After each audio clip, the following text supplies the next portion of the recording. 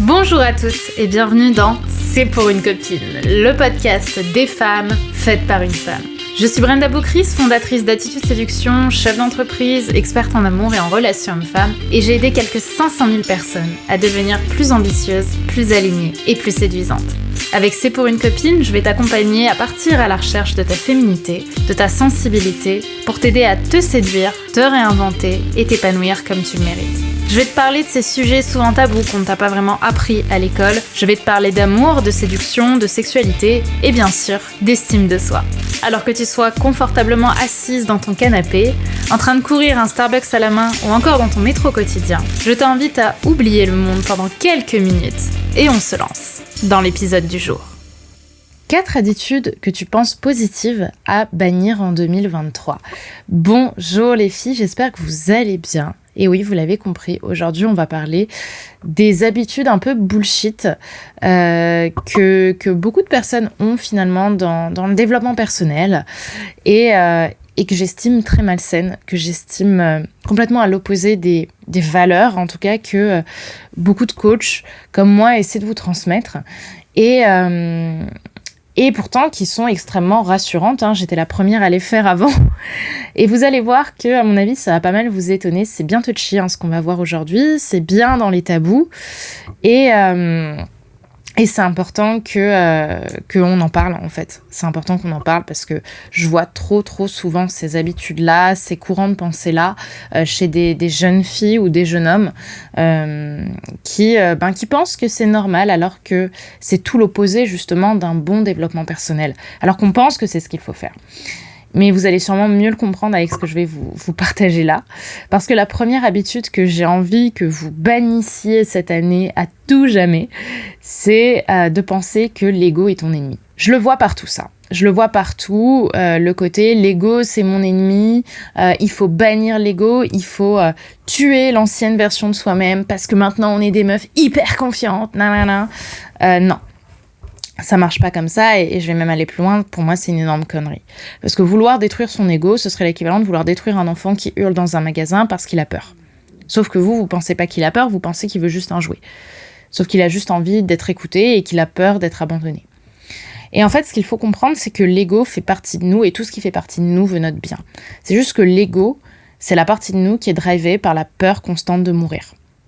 Donc, tout ce qu'il fait, il le fait pour ta survie.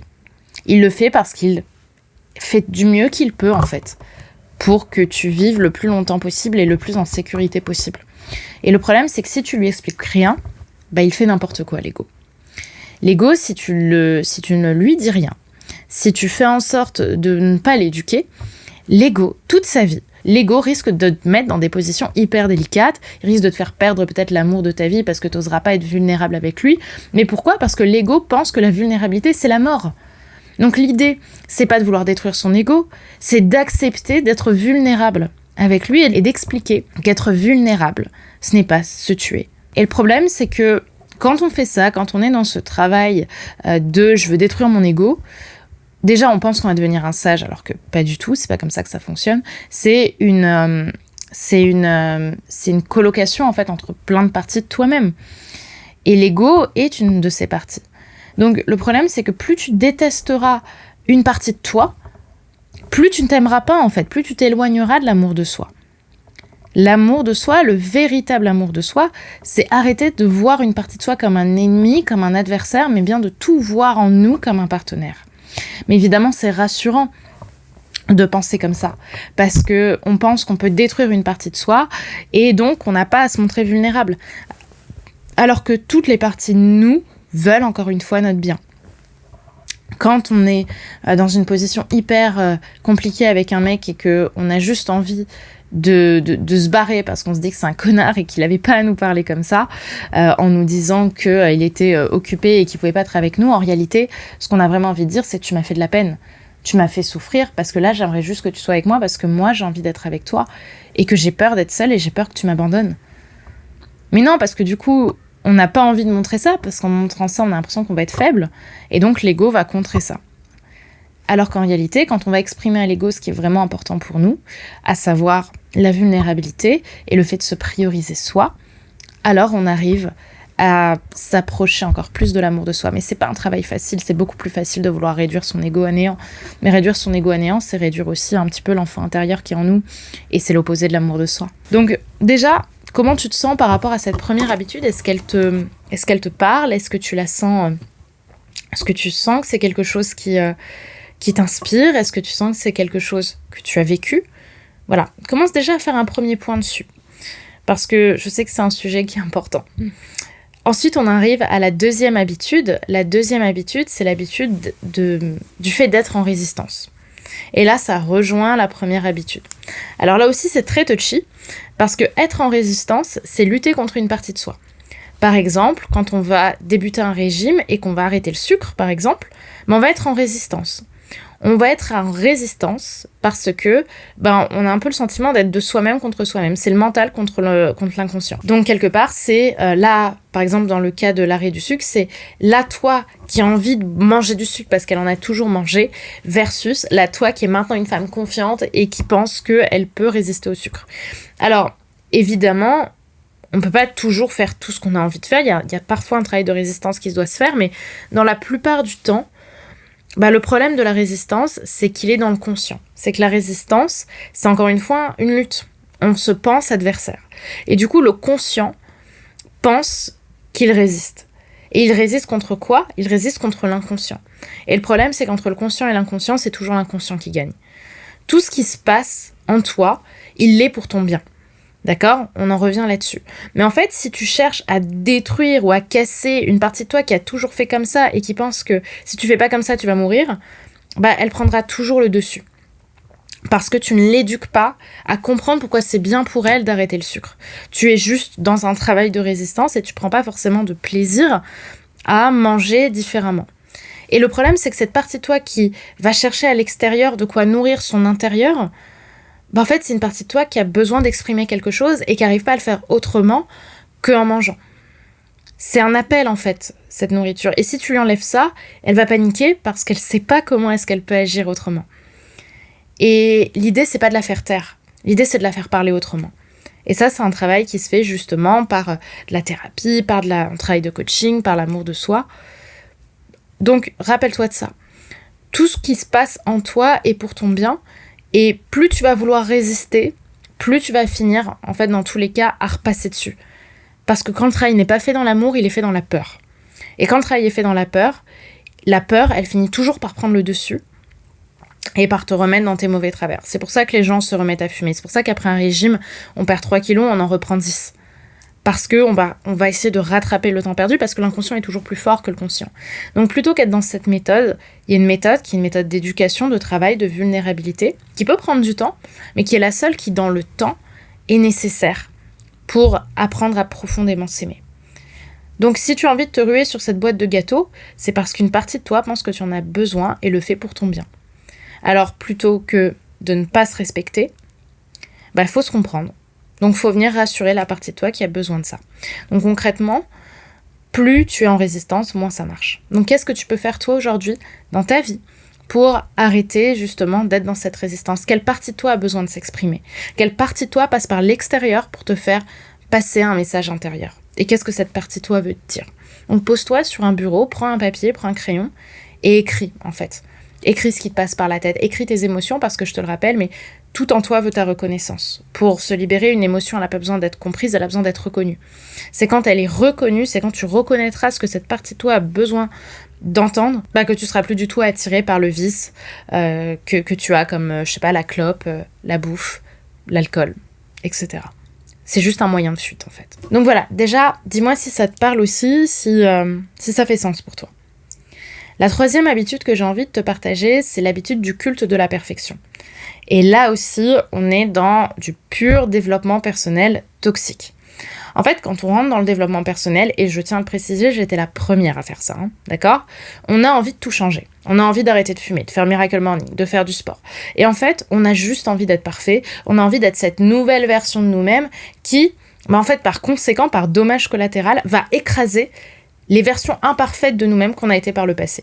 Celle qui t'a fait souffrir, par exemple, cette partie de toi que t'aimes pas, cet enfant qui faisait des conneries, cette fille qui respectait pas ses parents, cette partie de toi que tu n'aimes pas, t'as envie de l'écraser. Et du coup, comment tu fais ça ? Tu veux faire absolument remonter une partie de toi parfaite qui n'existe pas, hein, c'est juste une histoire que tu te racontes. Et du coup, tu vas vouloir te mettre sur tous les fronts. Tu vas vouloir arrêter de fumer d'un côté, tu vas vouloir arrêter de boire, tu vas commencer même parfois à juger les gens qui le font, et c'est tout à fait normal, parce qu'ils vont te renvoyer à ce qui tu es au fond de toi, mais que tu n'assumes pas. Et je pense que le problème de faire ça, c'est que ça n'a qu'un temps. Faut pas oublier qu'on est des êtres humains et qu'en tant qu'humains, on ne peut pas tout arrêter et tout changer d'un coup. Ce n'est pas possible, à part d'être un surhomme ou d'être un moine tibétain qui a d'un coup le driver. La surdiscipline amène souvent à la névrose. Et d'ailleurs, la surdiscipline est une névrose, hein, pour être sincère. Je pense que ça l'est profondément. Ce qui va être important, c'est pas de voir, par exemple, des coachs qui te disent « oui, il faut faire ça, parce que bien sûr que tu as envie de les écouter, mais tu n'as pas conscience de leur arrière-boutique, hein, tu ne vois que leur vitrine. » Je pense que c'est important de ne pas être dans ce culte de la perfection, mais plutôt de faire des choses qui ont du sens pour toi et surtout qui te rendent profondément heureuse. Tu vois, y a plein de personnes qui... y a plein de coachs, et pour être sincère, j'en fais aussi partie, qui, de temps en temps, vont se fumer une clope en soirée. Et les gens arrivent et sont choqués, comme si, tu sais, on avait changé le monde et que d'un coup, c'était pas possible. On n'a pas le droit de fumer une clope en soirée parce que c'est pas développement personnel friendly. On n'a pas le droit de boire du coupe de champagne. C'est pas développement personnel friendly parce que c'est de l'alcool. Alors qu'en fait, à côté de ça, je pense être une profondément bonne humaine, en fait. Je pense être quelqu'un de bien et je pense que je me rapproche de la personne que j'ai envie d'être. C'est juste que, y a des moments où j'ai envie de faire la fête à ma manière. Vous comprenez ? C'est un mélange en fait. C'est pas, c'est le chemin général qui est important. C'est pas le mini détail. Donc crois-moi, c'est pas parce que je vais me boire une coupe de champagne ou 2 ou 3 ou 4 en soirée que je vais être mal dans mon développement personnel ou dans ma joie intérieure. Au contraire, en fait. C'est un mélange, c'est accepter d'être quelqu'un de complexe, quelqu'un de multiple, qui a différentes facettes dans sa personnalité. Et ça marche aussi pour les émotions négatives. Tu ne dois pas chercher à ne pas vouloir être triste. Parce que la tristesse fait profondément partie de la vie et que c'est ok, en fait, d'assumer d'être quelqu'un de triste, parfois. Moi, il y a des jours, je doute, j'ai peur. J'ai très peur de perdre mes parents, j'ai très peur de perdre mes amis, j'ai très peur du manque, par exemple. Et pour autant, je pense que je suis quelqu'un qui performe dans plein de domaines. Alors pourquoi est-ce qu'il y a des moments où ça marche pas pour moi ? Tout simplement parce que je suis une humaine et que la tristesse fait partie de la vie, les émotions négatives font partie de la vie. Et c'est juste ok. Donc arrêtons de nous mettre cette pression d'il faut être parfait. C'est dans quel domaine j'ai envie de mettre mon énergie ? Dans quoi est-ce que j'ai envie de briller ? Qu'est-ce qui est important et qu'est-ce qui va prendre du temps ? Parce que vouloir trop faire, c'est être en résistance. Et comme je dis, être en résistance, c'est pas la réponse. J'espère que ça vous parle, tout ce que je vous raconte, parce que c'est un sacré... ce sont des sacrés sujets, des sacrées habitudes. Mais je pense que c'est important aussi que vous preniez un peu de recul sur ce qui a du sens et ce qui en a moins. Et enfin, la 4e habitude, c'est l'habitude de la spiritualité, et c'est le fait de s'en remettre qu'à la spiritualité. En fait, on dit souvent dans notre milieu, entre coachs, que les gens qui sont spirituels devraient mettre plus d'action et de factuel dans leur vie, et les gens qui sont trop factuels manquent de spiritualité dans leur vie et devraient en mettre davantage. Pourquoi ? Parce que trop s'en mettre à la spiritualité, c'est se déresponsabiliser. Et être trop dans les faits, c'est souvent être malheureux. Parce qu'en fait, on a besoin, pour moi, autant de l'un et de l'autre pour être heureux. On a besoin de l'horizontalité, c'est-à-dire d'être dans les actes, dans la collaboration avec d'autres humains et mettre des choses en place dans notre monde, à notre échelle. Mais on a aussi besoin d'être dans la verticalité et donc dans le lien à l'univers, au plus grand, au macrocosme, au créateur, pour ceux qui y croient, ou en tout cas à quelque chose qui est plus grand que nous. Pourquoi ? Parce que c'est la notion de plus grand qui crée du sens aussi. Donc, c'est ce mélange-là qui va être important. Et le problème, c'est qu'en ce moment, on rentre dans une ère aussi où les gens adorent la loi d'attraction, les gens adorent dire gratitude, les gens adorent se remettre uniquement à l'univers. Mais en fait, l'univers va agir en ta faveur si tu mets des actions en place. Tu vois, si tu ne vas pas t'entraîner pour faire ton marathon, je peux te garantir que tu peux être dans la loi d'attraction à fond et te voir en train de gagner le marathon. Tu vas pas le gagner parce que ton corps va s'épuiser avant, en fait. Donc, réussir demande des actes. Atteindre ses objectifs demande des actes et demande de sortir de sa zone de confort. Plutôt que de te voir marié avec ce mec que tu n'as pas encore rencontré, commence par aussi aller rencontrer des mecs dans la vraie vie, en fait. ose te mettre face au rejet et te dire putain là je vais rencontrer, enfin j'ai envie de parler à ce mec, mais si ça se trouve ce mec va me rejeter et je vais super mal le vivre. Oui, mais en fait ça fait partie du chemin. Tu vois, c'est ça la responsabilité. Être une meilleure humaine ou être un meilleur humain, ça passe par avoir la foi, avoir du sens dans sa vie en effet, et donc se verticaliser, mais aussi mettre des actions dans le concret.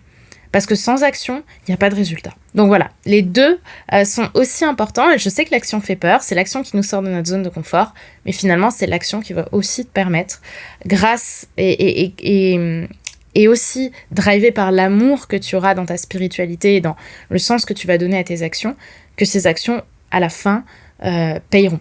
Mais il faut de l'action. Ok, donc trop de spiritualité, on se perd et on fuit le réel. Donc voilà, ce que j'avais envie de vous partager dans ces habitudes. J'espère que ça vous aura plu déjà, ce format aussi, où je vous donne peut-être des conseils un peu plus tabous. Mais je pense que c'est important parce que je suis tombée dans chacun de ces pièges et je sais que je suis pas la seule. Et j'aurais aimé en fait qu'on me dise ça. J'aurais aimé qu'on me dise ce que je vous dis là. Et je crois que ce qui est encore plus important, c'est éviter de se dire que non, mais c'est parce que elle croit qu'elle a la vérité. Moi, je sais que ma vérité, elle est ailleurs. Même si vous croyez pas forcément en ce que les autres vous disent, c'est important de l'écouter et c'est important de l'embrasser et c'est important de le comprendre parce que je prétends pas avoir la vérité absolue, mais en tout cas, l'expérience que j'en ai en tant que coach, en tant que femme, en tant que mentor, c'est que ce sont des faits qui fonctionnent et surtout qui rendent heureux au fond, même si ça demande à passer par une période souvent difficile qui est une période d'humilité, de vulnérabilité et de peur, faut bien l'avouer. Donc voilà les sujets que je voulais voir avec vous et je vous ai promis une petite surprise à la fin de ce podcast. Et cette surprise, c'est que vous le savez peut-être ou peut-être pas, mais ce dimanche 8 janvier à 20h, je vous fais une soirée, je vous organise une soirée où je vais vous accompagner de manière complètement gratuite à réussir votre année 2023 et faire en sorte qu'elle soit la meilleure pour vous. Et cette soirée en ligne, elle aura pour thème le plan d'action pour être une femme inspirante et confiante en 2023. Alors cette conférence, je l'ai jamais faite, elle est toute nouvelle et elle est vraiment focus sur les attentes des femmes pour cette année 2023. Elle est vraiment en lien aussi avec l'actualité qu'on vit en 2023 et comment est-ce qu'on va faire pour développer son amour de soi et attirer l'amour à soi, attirer l'homme de ta vie aussi à soi, grâce justement à tout ce qui s'est passé cette année et grâce à ton mindset aussi personnel. Donc si c'est quelque chose que tu as envie d'avoir cette année, que tu as envie de gagner en confiance, que tu as envie de gagner en audace, que tu as envie de gagner en gratitude et en instinct d'inspiration, je t'invite vraiment à être là. Le lien pour t'inscrire est en description, juste en dessous de cette vidéo. C'est 100% gratuit, ce sera en direct avec moi. Et à la fin de cette conférence, si ça t'intéresse, on ouvrira également les appels de renseignement pour rejoindre l'école Femmes d'Exception, mon école pour avoir la confiance en soi de Beyoncé. Mais ce sera à la fin de la conf, parce que pendant toute la conf, je vais déjà te donner du contenu offert pour réussir ton année 2023. Donc c'est dimanche à 20h et le lien pour t'inscrire est en description juste en dessous. Je t'invite à me dire par commentaire si tu t'es inscrite. Je t'embrasse très fort, je vous embrasse très fort les filles et je vous dis à très vite pour notre prochain, mon prochain événement, mon prochain contenu, c'est dimanche à 20h, donc j'espère que vous serez là. Gros bisous. Et voilà, c'est déjà la fin de cet épisode, de notre épisode du jour. J'espère qu'il t'aura plu et qu'il t'aura séduite. Si tu aimes ce podcast, n'oublie pas que la meilleure façon de me le dire, c'est d'y mettre 5 étoiles, de le recommander autour de toi et de me partager tes jolis commentaires. Ça me fait toujours énormément plaisir de pouvoir vous lire et de pouvoir voir un petit peu à quel point tout cela fait sens pour vous, fait sens pour toi. Je te remercie d'avoir regardé ce podcast. N'oublie pas de t'abonner si ce n'est pas déjà fait, puisque je vais t'en publier très prochainement. Donc je te dis à très vite pour un prochain épisode et n'oublie pas que tout ça, c'était juste pour une copine.